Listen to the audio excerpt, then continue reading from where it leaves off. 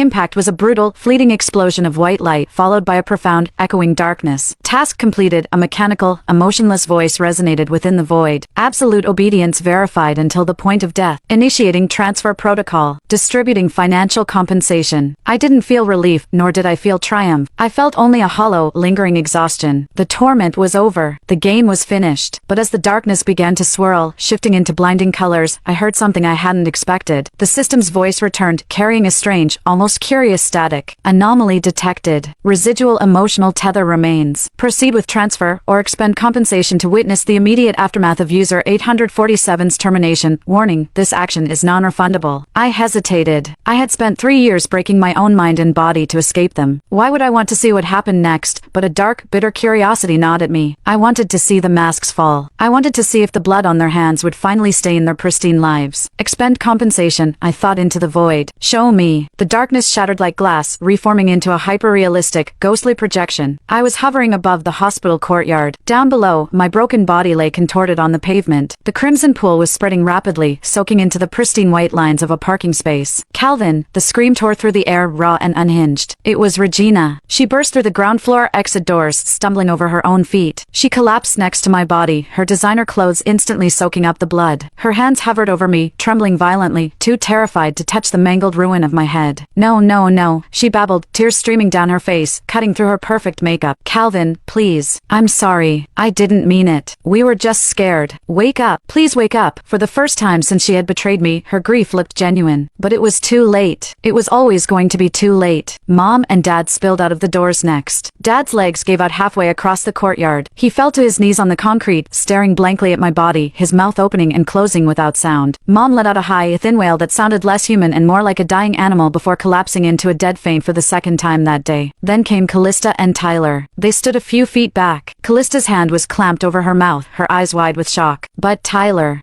wasn't crying. His face was pale, yes, but as he looked down at my shattered corpse, a fleeting, almost imperceptible smirk tugged at the corner of his mouth. He had won. The biological son was dead. The inheritance, the family name, Regina, it was all his. Or so he thought. Step back, everyone, step back. The paramedics, who had been rushing toward the scene, finally broke through the crowd that had started to gather. They checked for a pulse out of protocol, but the grim shake of the lead paramedic's head confirmed what everyone already knew. System, I thought. Fast forward. Show me the fallout.